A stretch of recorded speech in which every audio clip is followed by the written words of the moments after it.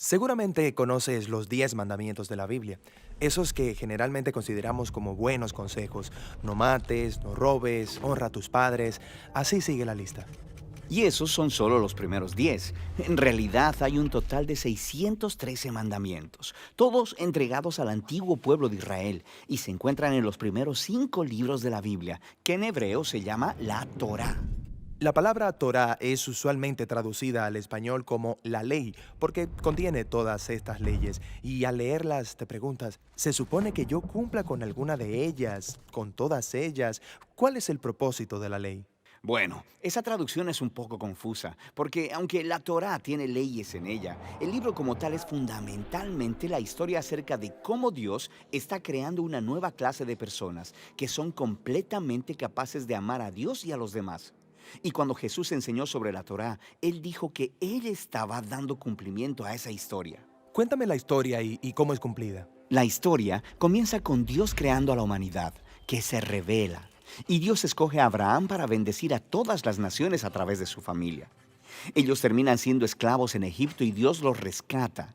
Después, en el monte Sinaí, Dios hace un pacto con Israel como un acuerdo. Y todas las leyes que Moisés le da a Israel son los términos de ese acuerdo. Son como una constitución. Algunas de las leyes son sobre los rituales y las costumbres que separan a Israel del resto de las naciones. Otras son sobre la justicia social o la moralidad, y al seguirlas, Israel le mostraría a las otras naciones cómo es Dios. Así que el resto de la Torá es la lista completa de las leyes que Moisés dio a Israel. Bueno, no. El resto de la Torá solo continúa la historia, y los 613 mandamientos solo son una selección de esa constitución original, y aún esos se repartieron en puntos estratégicos dentro de la historia. Pon atención, porque verás un patrón muy claro. Moisés le da las primeras leyes a Israel. No adores otros dioses, no hagas ídolos. Y justo después de eso, hay una historia de cómo Israel rompió precisamente esos mandamientos. Ellos adoraron el becerro de oro. Por lo que Moisés da más leyes. Y luego encuentras más historias de rebelión. Luego más leyes. Y de nuevo rebelión. Luego más leyes. Más rebelión. Y empiezas a entender el punto. Claro, no importa cuántas leyes haya, ellos simplemente seguirán rebelándose. Así que en la conclusión de la historia de la Torá, Moisés da un discurso final a Israel mientras se preparan para llegar a su nuevo hogar y les dice, chicos, ya sé que no van a seguir todas las leyes de Dios, me han demostrado que son incapaces. Moisés dice que el problema es que sus corazones son duros y que van a necesitar corazones transformados si algún día van a seguir realmente la ley de Dios. Y tenía razón, la historia sigue para contar el completo fracaso de Israel. Entran a la tierra y rompen todas las leyes. Así es. La siguiente sección de los libros de la tradición judía son los 15 libros de los profetas. Ellos reflexionan sobre la historia. Por ejemplo, Ezequiel dijo que si Israel iba algún día a obedecer la ley, el Espíritu de Dios tendría que transformar sus duros corazones en corazones blandos. Y Jeremías dijo que en ese momento la obediencia a los mandamientos de Dios no se sentiría como una obligación, sino que estaría escrito en lo profundo de sus corazones.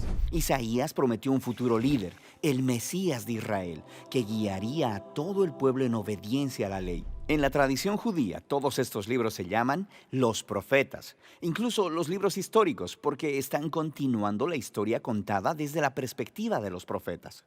Está bien.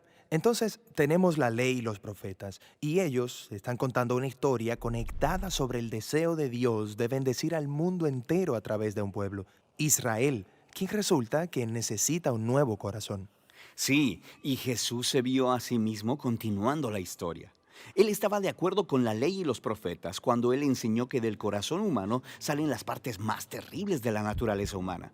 Es como si la configuración por defecto de nuestros corazones es opuesta a la ley de Dios.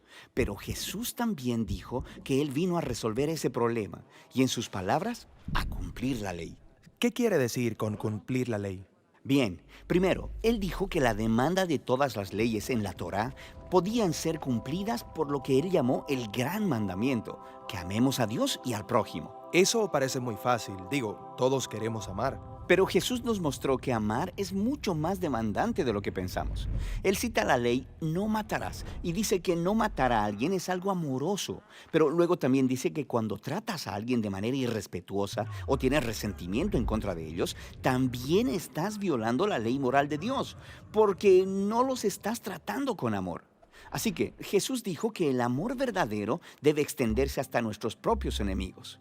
Por lo que, aunque un mandamiento parece muy simple, Jesús nos mostró que nuestros corazones no están equipados para cumplir ni siquiera este mandamiento básico de Dios, de amar a los demás. Eso es un poco deprimente. Pero donde Israel falló, Jesús llevó la historia a su cumplimiento.